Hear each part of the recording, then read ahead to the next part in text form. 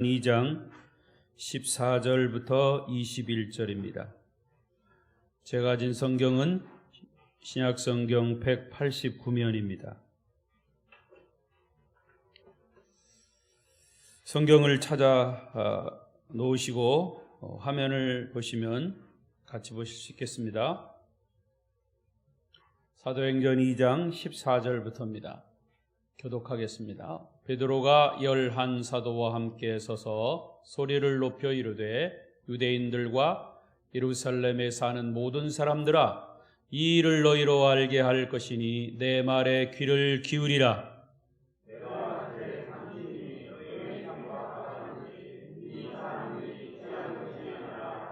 이는 곧 선지자 요엘을 통하여 말씀하신 것이니 일러스되 하나님이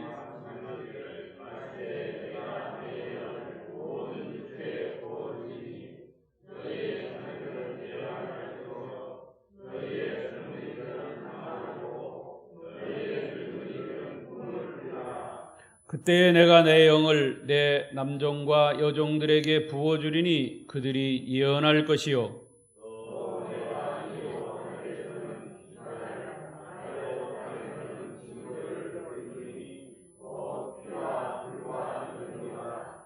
주의 크고 영화로운 날이 이르기 전에 해가 변하여 어두워지고 달이 변하여 피가 되리라. 누구든지 주의 이름을 부르는 자는 구원을 받으리라 하였느니라. 아멘. 아멘. 21절까지 봤습니다. 할렐루야. 오늘도 이 저녁에 예배 자리에 나오신 여러분을 축복합니다. 우리 서로 인사하십시다. 오늘도 만나서 반갑습니다. 잘 오셨습니다. 오늘도 은혜 많이 받으세요. 성령 충만하세요. 감고사축 감사합니다. 고맙습니다. 사랑합니다. 축복합니다. 오늘 성령주일, 성령 강림 주일에 이 저녁 예배에도 참여하신 여러분을 축복하고 또 화면상으로도 함께 예배하시는 여러분에게도 주님의 은혜가 임하시기를 바랍니다. 오늘 말씀의 주제는 성령이 하시는 일. 시작. 성령이 하시는 일. 한 번 더. 성령이 하시는 일입니다.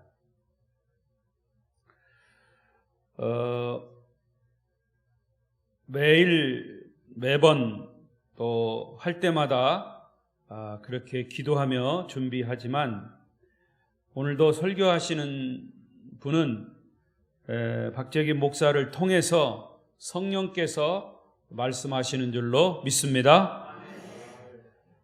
이 성령 강림절이 생기게 된 그 시점은 예수님께서 하늘로 승천하신 후에 오순절 날 성령을 사모하며 기도하던 120문도들에게 성령이 임한 것이 바로 성령 강림 절기가 된 겁니다.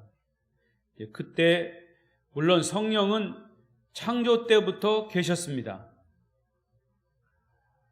그렇지만 이제 예수님이 3년 동안의 공생애를 마치시고 고난당하시고 십자가를 지시고 부활하신 후 40일 이 지상에 계시다가 이제 다시 하늘로 승천을 하시면서 이제 나는 이렇게 하늘로 가지만 보혜사 성령 하나님이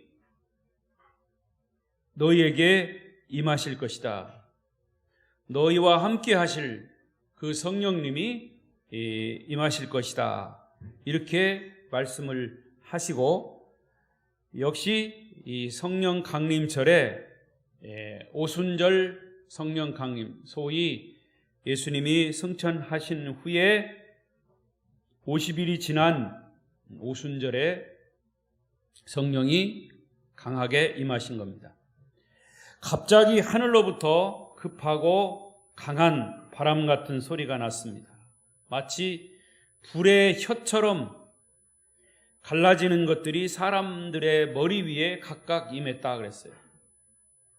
그게 이제 2장 1절부터 10절, 13절까지의 말씀이에요. 사도행전. 성령이 임하는 것이 귀에 들렸고 그들의 눈에 보였습니다. 성령은 기도하는 사람들을 각각 만나셨고 만지셨습니다.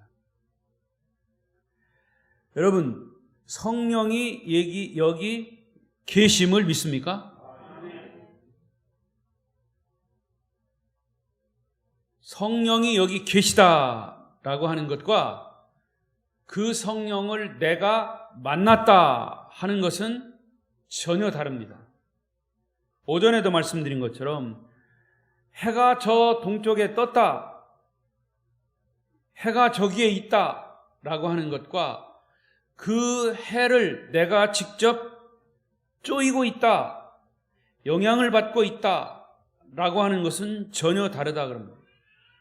해가 저기 떠 있지만 나는 토굴 속에 들어가서 나 저 해를 맞지 않겠다라고 하면 그 사람은 안 맞는 겁니다. 밖에 비는 안 오지만 예를 들어서 밖에 비가 오는구나 하는 것과 내가 밖에 나가서 그 비를 직접 맞는 것과는 다르다 그 말입니다. 내가 하나님을 믿는다라고 하는 것과 내가 하나님을 만났다라고 하는 것은 달라요. 모든 사람들이 다 하나님을 믿을 수가 있어요. 그러나 모든 사람들이 다 하나님을 만난 것은 아니에요. 성령 하나님은 120명이 모여있는 곳에 불처럼 바람처럼 오셨을 뿐만 아니라 그들 각각 120명 한 사람 한 사람에게 임하셨습니다. 하나님이 성령으로 그들을 만나셨습니다. 각 사람에게 성령의 접촉이 시작이 된 것입니다. 성령이 그들 한 사람 한 사람을 지배하기를 시작했습니다. 그들 가운데 운행하셨고 그들을 통치하셨고 그들의 인격 속에 들어가셨습니다. 그들의 육체 속에, 그들의 생각 속에, 그들의 정신 속에, 영혼 속에, 삶 속에 성령은 충만하게 채워진 것입니다. 성령이 임했을 때 그들은 이제 증거가 나타납니다. 그게 각자의 각 다른 나라 사람들이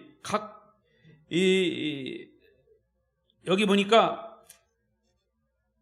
바데인, 메데인, 엘라민, 메소포타미아, 유다와 갑바도기아, 본도와 아시아 이렇게 많은 사람들이 모였어요. 각 나라 사람들이 모였어요. 그러면 언어도 다 다르고 그 언어도 통하지도 않아요. 그런데 성령이 그들에게 임했을 때 동일한 성령, 그 성령이 그들에게 동일하게 임할 때 방언이 터졌습니다.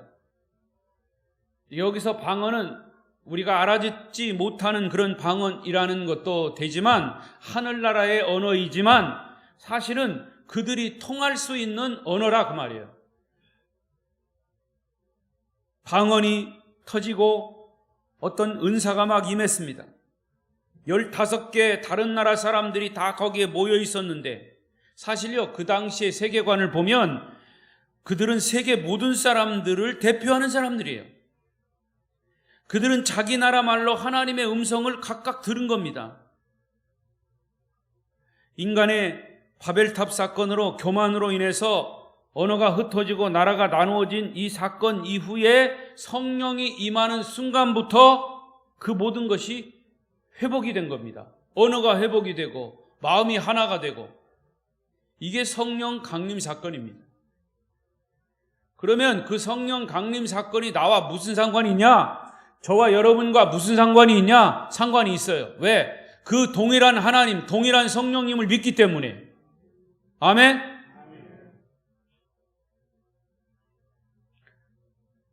그리고 전 세계 모든 언어로 성령의 말씀이 전해진 것은 이 성령의 역사가 전 세계로 나가고 있음을 보여주는 사건입니다. 그런데 그때 이 사건을 목격했던 사람들은 그야말로 혼돈에 빠졌어요.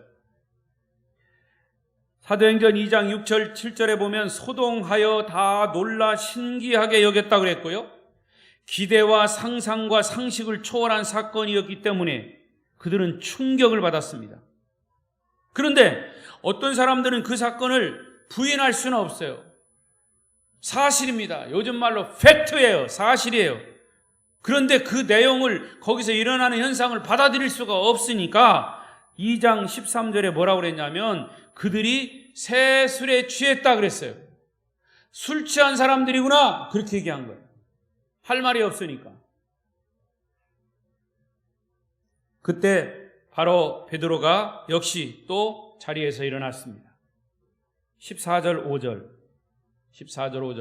시작. 베드로가 11사도와 함께 서서 소리를 높여 이르되 유대인들과 예루살렘에 사는 모든 사람들아 이 일을 너희로 알게 할 것이니 내 말에 귀를 기울이라.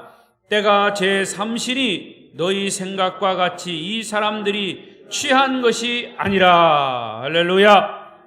자, 이렇게 사도 베드로가 서서 이제 소위 설교를 합니다. 예수님 승천하신 후에 성령 강림한 120문도 사이에 거기에 12사도도 있었고요. 다른 사람도 있었습니다. 그때 이 베드로 사도가 첫 번째 설교하는 내용이 36절까지 거침없이 사람들에게 설교를 쏟아냅니다. 베드로 사도가 일어나서 했던 이 첫 번째 설교는 자기의 어떤 생각이 아니라 성령에 의해서 성령의 감동하심을 받은 하늘로부터 내리는 하나님의 말씀임을 믿습니다. 그리고 이 설교의 주제는 어떤 이기적이거나 사사로운 그런 베드로의 생각이 아니라 성령님이 임하신 사건을 설명한 거예요. 그래서 14절에 뭐라고 그랬습니까? 베드로가 11사도와 함께 서서 소리를 높여 이르되 유대인들과 예루살렘에 사는 모든 사람들아 이 일을 너희로 알게 할 것이니 내 말에 귀를 기울이라. 이게 무슨 말이냐면 지금 이 성령의 사건이 이렇게 성령의 강림한 이 사건이 이렇게 나타나는 것은 바로 하나님의 사건이다 라고 하는 것을 자세하게 그들에게 설명하기 위해서 일어난 것입니다. 제가요 여러분들이 느끼셨을지 모르지만 제가 박재기 목사의 설교 스타일은 어떤 헌신 예배 때는 특별한 주제를 가지고 하지만 되도록이면 마태복음 지금 이제 로마서 이렇게 쭉 계속해서 그 말씀의 의미가 무엇인가를 어떤 의미에서 설명해 가는, 그래서 그때그때 기도할 때 하나님 주시는 영감과 또 말씀 속에 있는 그 하나님의 의도, 하나님의 뜻을 드러내고자 하는 그런 것이 저의 메시지의 핵심입니다. 그러니까 설교를 여러분이 듣다 보면 그 성경 말씀 규절을 자꾸 이렇게 읽고 또 거기서 뜻하는 게 뭔가, 그러니까 잡소리가 별로 없이 하려고 합니다.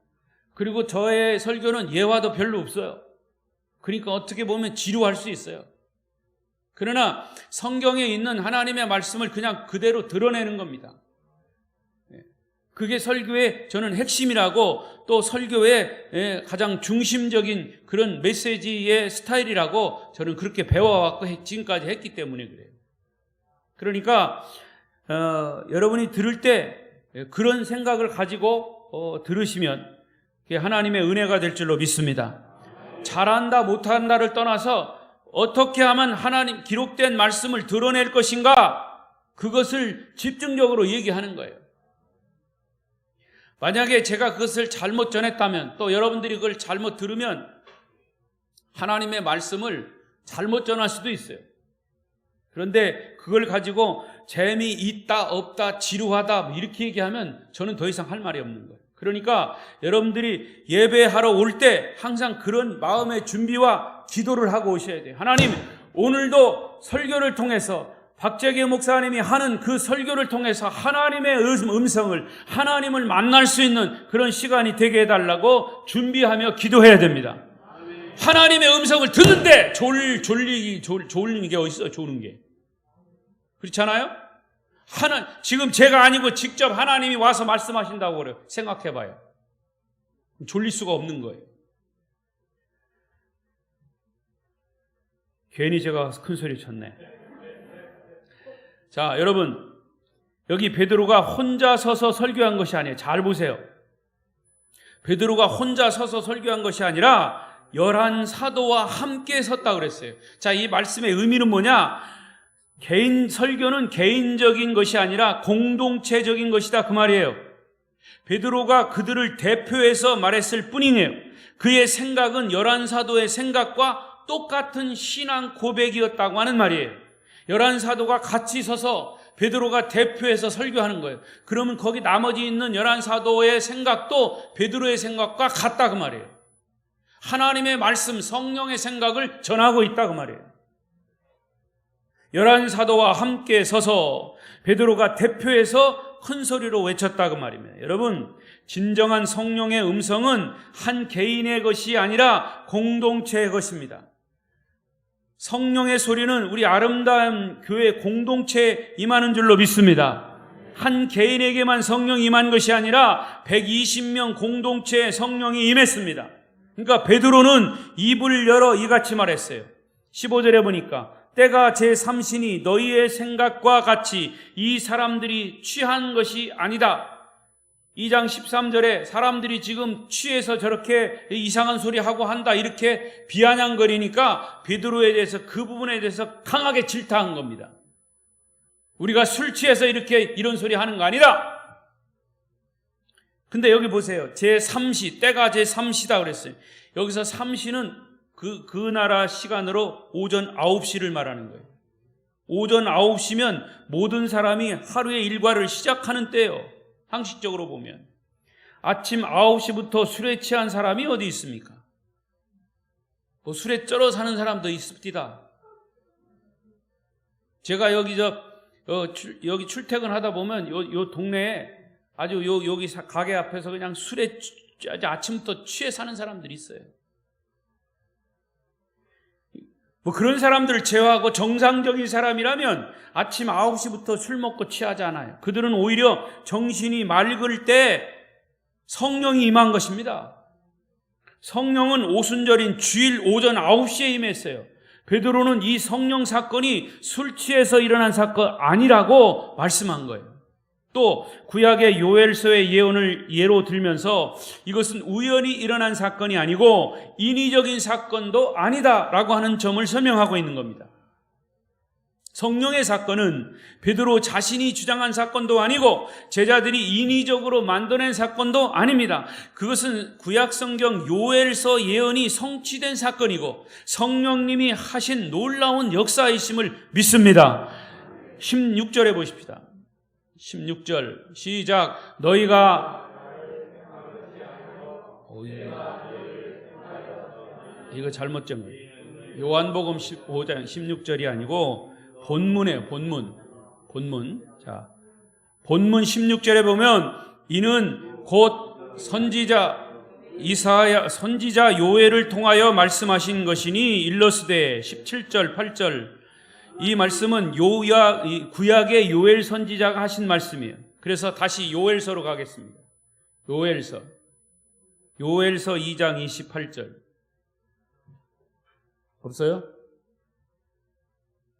요엘서 2장 28절에 보면 나왔어요. 시작. 그 후에 내가 내 영을 만민에게 부어주리니 너희 자녀들이 장래일을 말할 것이며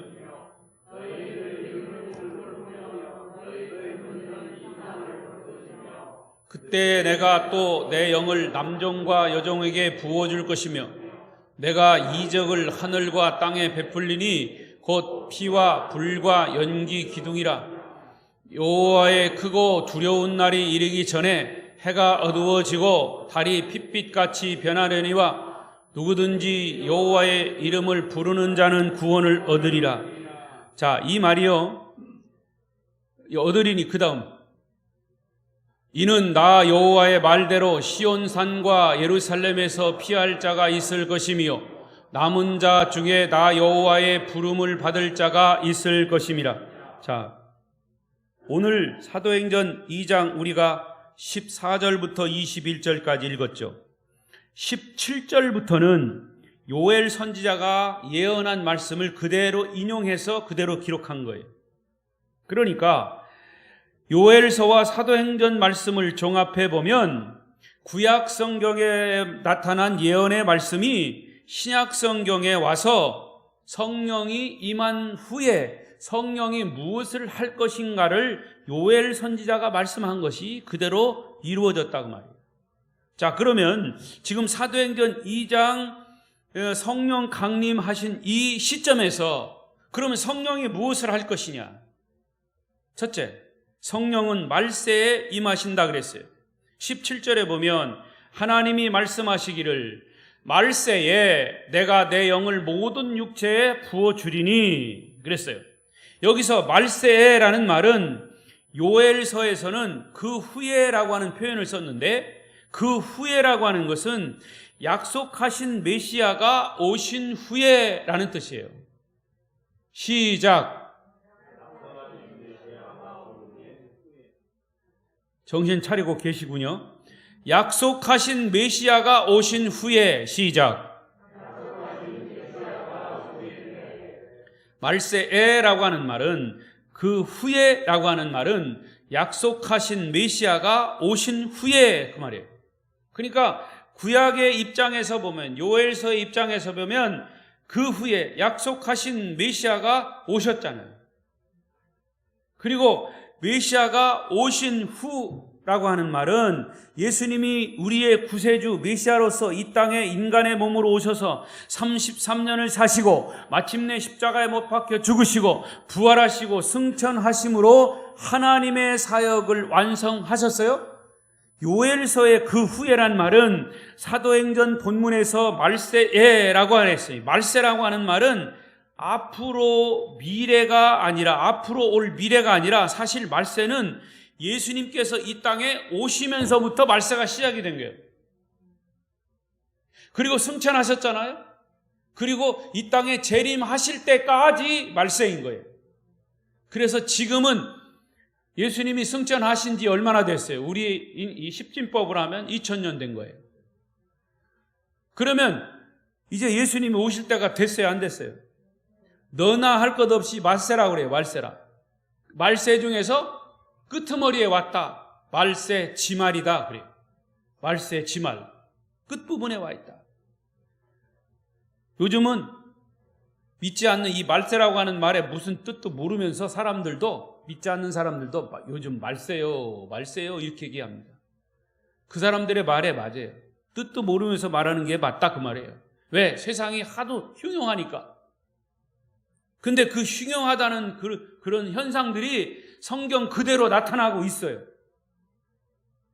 그러니까 이 말세는 예수님과 함께 시작이 돼서 십자가를 통해서 그 중심이 이루어지고 주님이 다시 오심으로 말세는 완성이 되는 거예요. 그러니까 성령이 오시는 것은 하나님의 계획 속에 있는 겁니다. 성령은 오순절날 오전 9시 무렵 성령을 사모하는 사람들에게 마가의 다락방 120명에게 불처럼 바람처럼 임하셔서 역사하기 시작한 겁니다. 그게 바로 말세에 임한다고 하는 요엘서의 그 예언이 이루어진 거죠. 두 번째, 성령은 모든 사람에게 임하셨다. 17절 말씀처럼 내가 내 영을 모든 육체에 부어주리니, 요엘서에서는 내가 내 신을 만민에게 부어주리니 이렇게 얘기했어요. 이게 만민은 누구예요? 모든 사람이에요. 저와 여러분이 그 속에 만민 속에 들어가는 거예요. 여기에 엄청난 비밀이 있는 겁니다. 여러분, 성령이 누구에게 임한다고요? 만민에게 임하는 거예요. 특정한 사람에게 임하는 것이 아니다라고 하는 거예요. 인간의 몸으로 태어난 사람이라면 누구에게든지 성령이 임하게 돼 있어요. 해가 뜨면 그 해는 모든 사람에게 다 비추듯이 말이에요. 구약시대에는 사실은 성령은 소수에게만 임했어요. 하나님의 신이 소수에게만 임했어요. 예를 들어서 사울 왕 같은 사람도 하나님의 신이 임했다가 떠났잖아요. 특별한 사람에게 임했다는 거죠. 그러나 이 말세, 즉 예수님이 승천하신 이후에 주의 이름을 부르는 모든 사람에게 성령이 임하십니다. 만민에게 임하십니다. 저와 여러분 모두에게 성령이 임하신 줄로 믿습니다. 아이나 어른이나 병든 자, 건강한 자, 실패한 자, 성공한 자, 감옥에 있는 자, 자유로운 자, 지식이 있는 자, 없는 자 상관없이 성령이 임하십니다. 이것이 하나님의 신비예요. 하지만 성령을 사모하는 사람에게 임하시는 거예요. 사모하는 사람에게 임하는, 사모님에게 임하는 게 아니라 사모하는 사람에게 임하는 거예요. 여러분, 이번 주 수요일 날 꼭 오셔서 그 메시지를, 그 장로님의 메시지를 들으세요. 엄청난 일이 일어났어요. 어쨌든 성령의 역사하심이 곳곳에서 일어나고 있습니다. 지금도 일어나고 있어요. 성령은 인격이기 때문에 성령을 거부하는 사람에게는 결코 임하지 않아요. 저 토굴 속에 들어가 있는 사람에게는, 해를 싫어하는 사람, 매일 햇빛을 싫어하는 사람, 나는 햇빛을 보기 싫다 하는 사람은 거부하는 거예요. 그런 사람에게 해가 임하지 않은 것처럼 성령 나 싫다, 나 그런 거 별로 좋아하지 않는다, 마음을 닫은 사람에게는 성령이 임하지 않은 거예요. 왜? 성령도 인격이시기 때문에. 그래서 요한계시록에 여러분 잘 아는 대로, 내가 문 밖에 서서, 너희의 마음의 문 밖에 서서 마음의 문을 두드리노니 그랬어요. 저 같은 성질이라면 그냥 확 열어 적기고 싶어. 아주 그렇지만 성령은 인격이시기 때문에 아무리 그런 사람도 밖에서 문을 두드려요. 열을 때까지, 마음을 열을 때까지. 사실은 바울 사도 같은 경우는 다메섹 도상에서 예수 믿는 사람을 죽이려 가는, 공문 가지고 죽이려 가는 그 사울을 하나님이 사실은 두드린 겁니다. 두드렸는데 좀 세게 두드린 거죠. 말에서 뚝 떨어지게 그냥. 그럼에도 불구하고 사울이 마음을 열지 않고 거부했다면 사울이 바울 되지 않았어요. 마찬가지입니다. 그런 특별한 사람에게 임하는 것이 아니에요. 성령은 모든 사람에게 임해요. 이렇게 성령은 말세에 누구에게든지 임하시는데, 그러면 그 성령이 임하시면 무슨 일이 일어난다고요? 세 번째로 17절 다시 보겠어요. 17절 시작. 하나님이 말씀하시기를 말세에 내가 내 영을 모든 육체에 부어주리니 너희의 자녀들은 예언할 것이요. 거기까지만.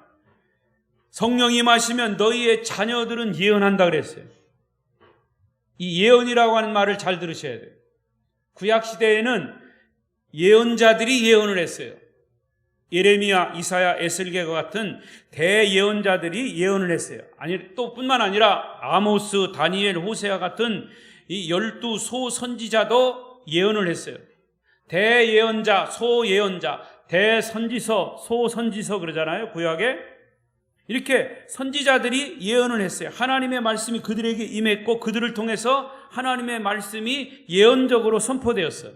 근데 그 예언은 어떤 미래의 막연한 일을 말하는 것이 아니라 미래에 일어날 하나님의 사건을 얘기하는 것이 이 선지자들의 예언이에요. 그러므로 예언자들은 역사의식이 있었습니다. 이 구약의 예언은 특별히 하나님의 기름 부음 받은 사람, 예언자들만 했다고 말이에요. 그러나 성령이 강림하신 이후에 모든 사람이 성령을 받으면 예언을 합니다. 특히 우리 자녀들이, 젊은이들이 예언을 하게 될 것이다 그랬어요. 이 말을 잘 이해하셔야 합니다. 성령 받고 구원의 확신을 가진 사람은 자기의 미래를 알게 돼요. 미래를 알게 된다니까, 나 지금 취직 어떻게 될 건가? 땅을 사면 그걸 분명히 배로 뛸 거다. 이런 얘기 아니에요. 여기서 말하는 예언이라고 하는 하나님의 사건이에요.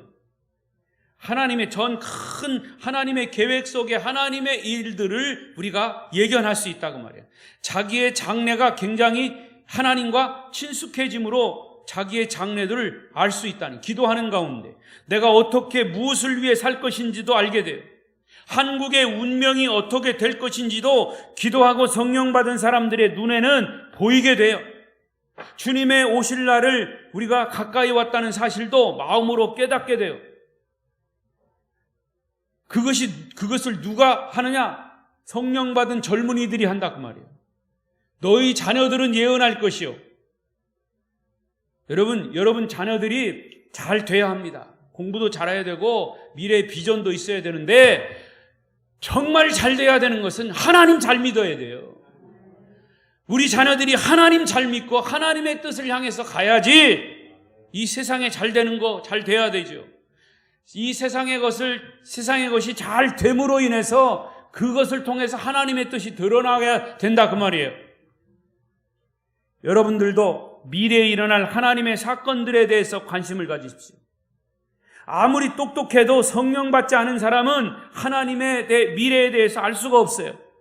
주님 언제 오실지 정확한 날짜는 모르지만 주님이 우리와 너무 가까이 계시기 때문에 이런 것들이 굉장히 친숙하게 느껴지고 자기 자신의 죽음까지도 불안해하지 않아요. 내일 종말이 와도 전쟁이 일어나고 세계가 깨진다 해도 믿는 사람 마음에는 두려움이 없어지는 겁니다. 왜? 언제나 미래가 있기 때문에. 하나님의 미래가 우리를 향해서 달려오고 있어요. 할렐루야. 그리고 네 번째, 성령이 임하시면 젊은이들은 환상을 본다 그랬어요. 이게 무슨 말일까? 또 요즘 젊은이들은요, 오히려 이 노인들만큼 꿈도 없어요. 젊은이들의 특징이 뭐냐? 꿈을 갖는 거예요. 비전을 품는 거예요. 근데 그 비전이라는 게 물론 잘 먹고 잘 사는 이런 비전이 아니고, 성경에서 말하는 꿈은 하나님을 향해서 하나님께로부터 받은, 그래서 이 세계를 가슴에 품고 내가 하나님의 영광을 위해서 무엇을 할 것인가, 초점이 하나님께 있는 거죠. 그게 비전이에요. 세상을 잘 몰라도 하나님을 향한 꿈을 가지고 살아가는 것이 젊은이들이어야 돼요. 그래서 성령이 임하면 젊은이들은 환상을 본다 그랬어요. 그러나 많은 젊은이들이 너무 가시적이에요. 좋은 직장에 취직해서 안정된 생활하는 거, 그런 환상들에만 사로잡혀 있는 거죠. 물론 그것이 나쁘다는 게 아닙니다. 그런 꿈도 꾸어야 합니다. 그러나 그런 것에서 좀 더 나아가서 젊은이들의 꿈이 제한되어서는 안 된다 그 말이에요. 내 인생과 내 젊음을 투자해서 영혼을 위해서, 진리를 위해서, 복음을 위해서, 하나님 나라를 위해서 도전하고 모험하는 것, 이런 젊은이들이 주님의 자녀로 많이 탄생이 돼야 한다 그 말입니다. 그리고 주님의 제자가 되었으면 또 다른 사람을 주님의 제자 삼는 것, 이것이 성령 받은 젊은이들의 비전이 있는 모습이지요. 성령이 임하면 노인들이 꿈을 꾸고 젊은이들은 환상을 가지고 세계를 향해서 나아가게 된다는 사실이죠. 다섯 번째로, 성령이 임하면 너희 늙은이들은 꿈을 꾼다 그랬어요. 여기서 늙은이라고 하는 말은 젊은이의 상대 개념, 어른들을 말하는 거예요. 우리나라 이 언어라고 하는 게 늙은이들 하면 늙은이들을 그냥 쉽게 막 취급하는 그런 뉘앙스가 있어요. 그렇지만 여기서는 그런 표현이 아니고, 즉 나이 많으신 원로들을 말씀하시는 거예요. 소위 말하면 은퇴한 일에서 떠나 은퇴한 사람들. 제가 이 말씀을 준비하면서 일부러 은퇴하신 분들에 대해서 써놓은 글을 찾아보았어요.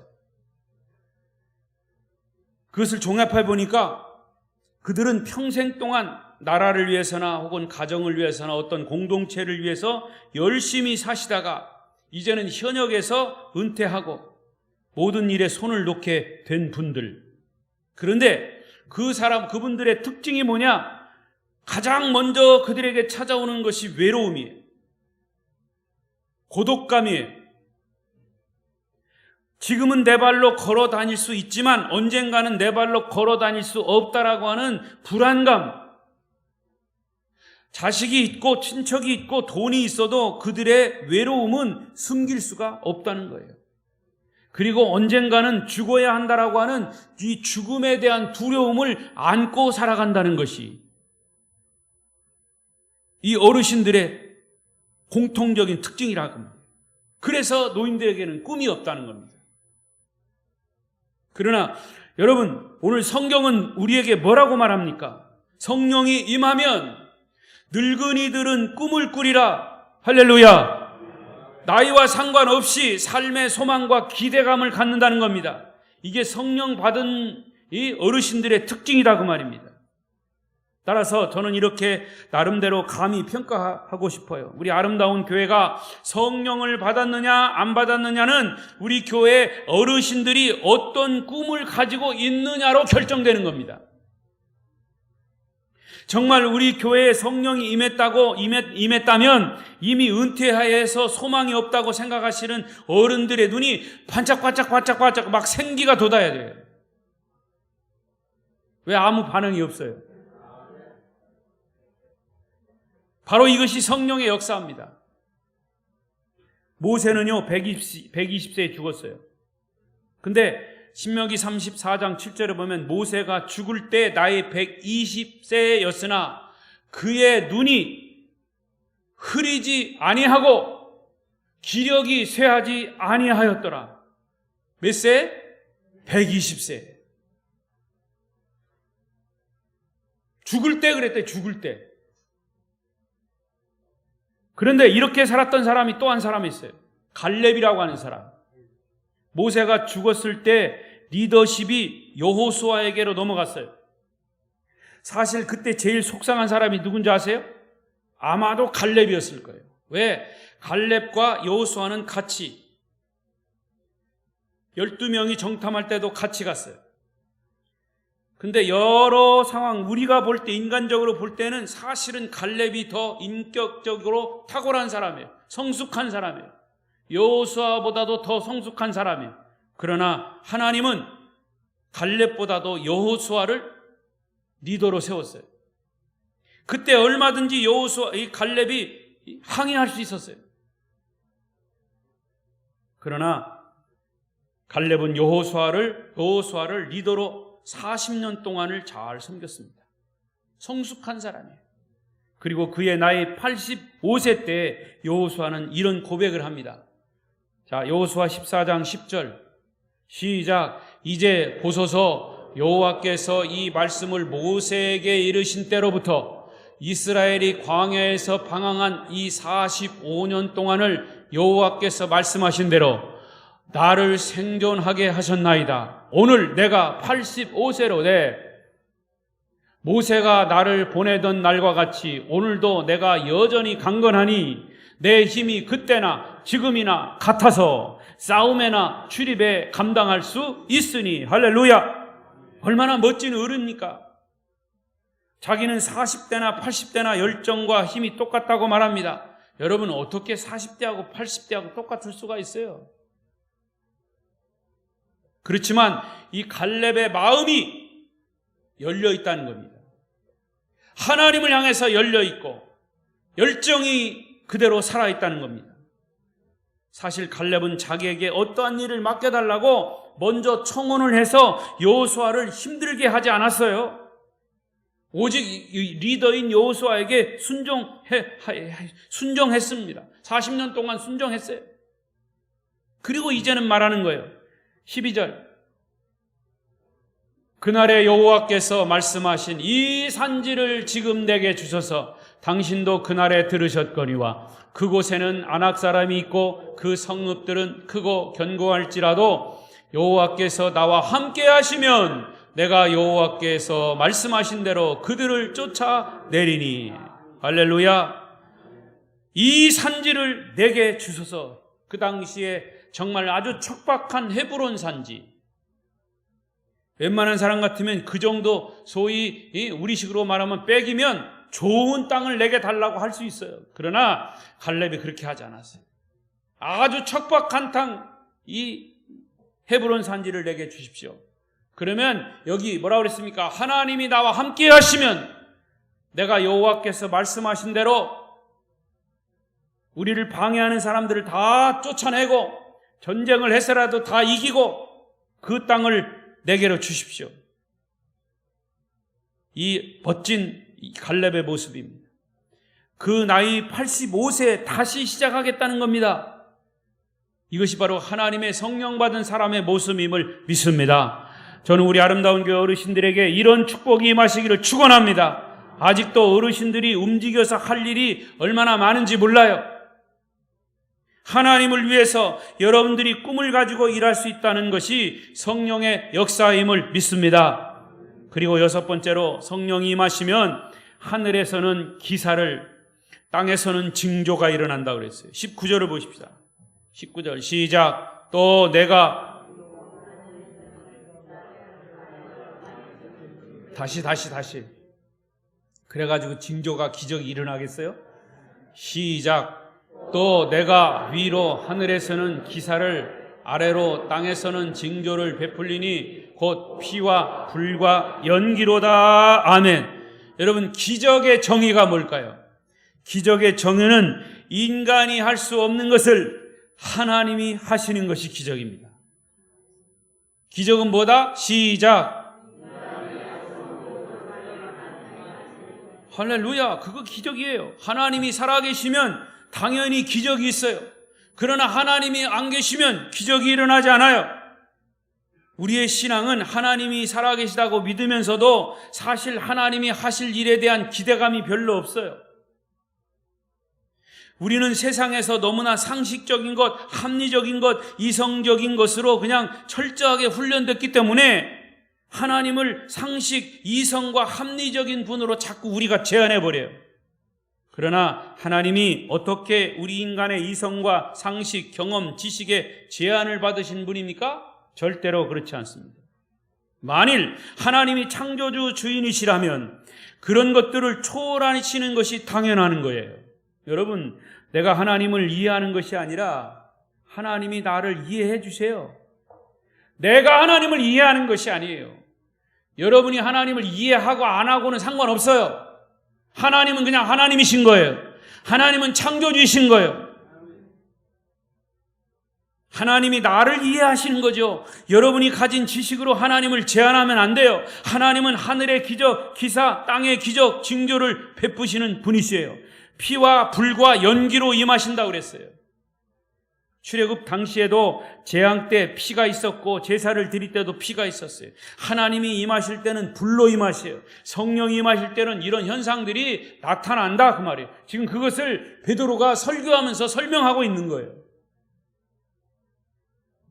20절에도 주의 크고 영화로운 날이 이르기 전에 해가 변하여 어두워지고 달이 변하여 피가 되리라. 여러분, 앞으로 이런 변화와 역사들이 이제 계속 일어나게 될 것입니다.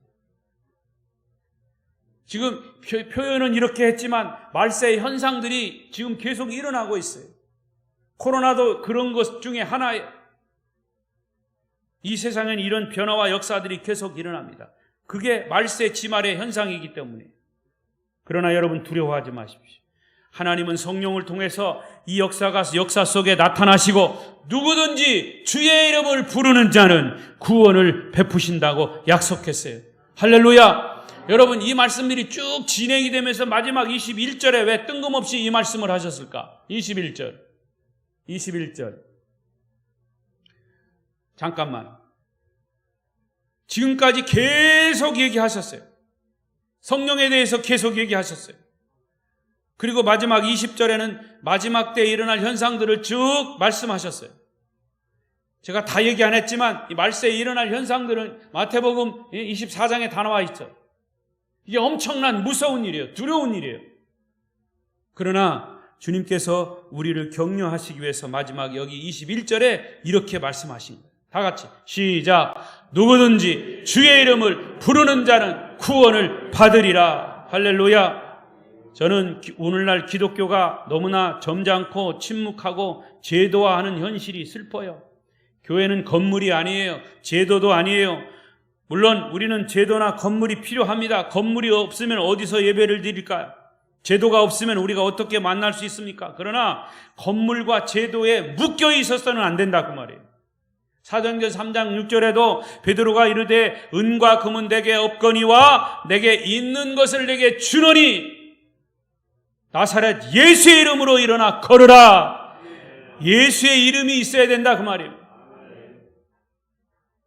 못 걷던 사람이 벌떡 일어나 걷기도 하고 뛰기도 했어요. 그런데 오늘날 교회는 건물도 있습니다. 교회 안에 은도 있고 금도 있고 돈도 있는데 나사렛 예수 그리스도의 이름으로 일어나 걸어라 하는 능력을 잃었습니다. 영적인 힘을 잃었다 그 말이에요. 세상의 다른 단체와 다를 바가 없어요. 여러분, 우리 아름다운 교회는 하나님의 기적 또 기적 능력들이 나타날 수 있기를 축원합니다. 구원받은 자, 세례받는 자가 계속 나와야 하고 귀신이 떠나가고 하나님이 질병을 고치시는 그런 초자연적인 역사들이 우리 교회를 통해서 나타나야 할 줄로 믿습니다. 그게 성령의 임하신 증거입니다. 오늘 말씀의 결론은 하나예요. 여러분 모두가 성령 충만해야 된다 그 말이에요. 우리 아름다운 교회가 성령 충만해야 된다 그 말입니다. 물론 목사가 이렇게 소리 지른다고 성령 충만해서 그런 건 아니에요. 목소리는 적어도 성령 충만할 수 있어요. 여러분의 개인과 가정과 직장과 사업과 자녀들에게 그리고 아름다운 공동체에 성령이 충만히 임하셔서 성령의